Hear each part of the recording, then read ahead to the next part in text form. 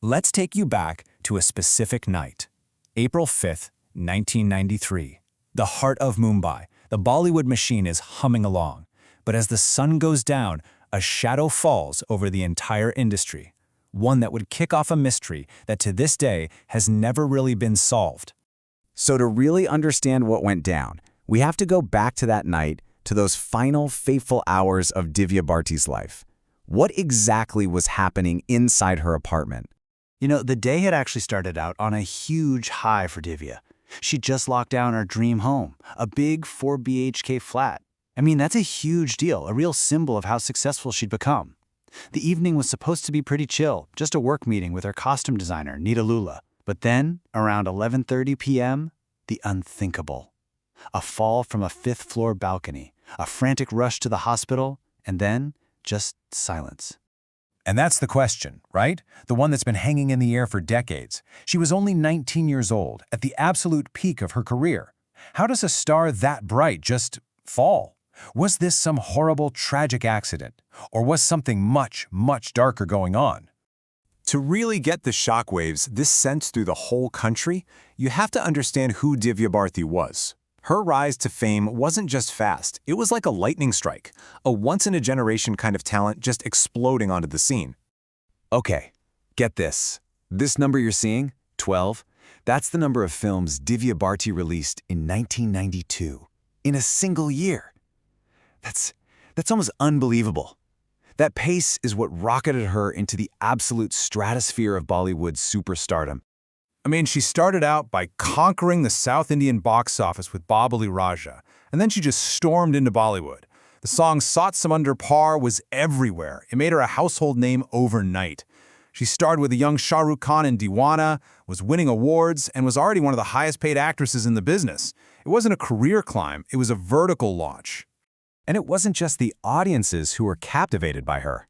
We're talking about seasoned directors who were just in awe of her raw talent. One of them actually told her mom, "You have found a diamond. She knows everything." In an industry full of polished performers, she was the real deal. But, behind that dazzling public image and all those blockbuster movies, Divya was keeping a huge secret. A secret that would just add another complicated layer to this whole mystery. So while she was filming Shola Aur Shabnam, she met the producer Sajid Nadiawala. And they fell hard and fast. So fast, in fact, that right after she turned 18, they got married in a secret ceremony where she also converted to Islam. So why all the secrecy? Well, back then, there was this pretty strong belief in Bollywood that if an actress got married, her career was basically over. So to protect this incredible career she was building, they kept their marriage under wraps for months. She didn't even tell her own father. Right after her death, in all that chaos, 3 totally different stories started to take shape, each one trying to explain what happened.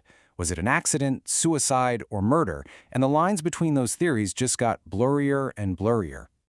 Okay, so let's break this down because this is where it gets really murky. The police, after a 5-year investigation, landed on accidental death. They said she'd been drinking, maybe lost her balance, case closed. But for a lot of people, that was just the beginning. You had her own mother talking about self-harm, which pointed towards suicide.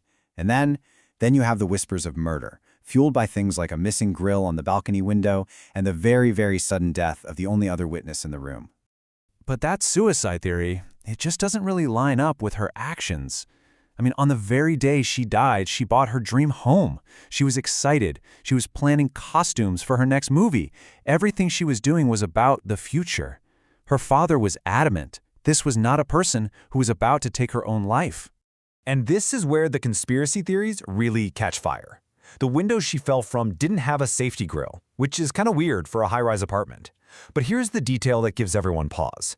Her maid, Amrita, the only other person there, dies of a heart attack just 1 month later, before the police could get her full official statement. Was that a tragic coincidence, or just way too convenient? So the police might have closed their files on the case, but you could say that in the court of public opinion, the case of Divya Bharti's death is still wide open. So in 1998, you get the official verdict, accidental death. But the public, they just weren't buying it. There were too many unanswered questions, too many suspicious details. It all added up to a story that felt totally incomplete.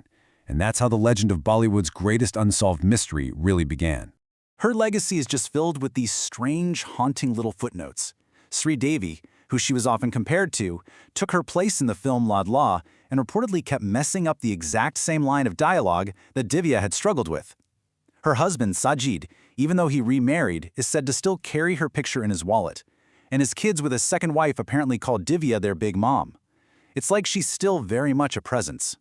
And so here we are, left with the echoes of that night. Was it just a simple, awful accident? A desperate act from a young woman who was struggling? Or was it something far more sinister? A truth that got buried under years and years of speculation? The official files might be closed, but the questions are still there. A haunting end to the story of a star whose light went out just as it was beginning to shine its absolute brightest.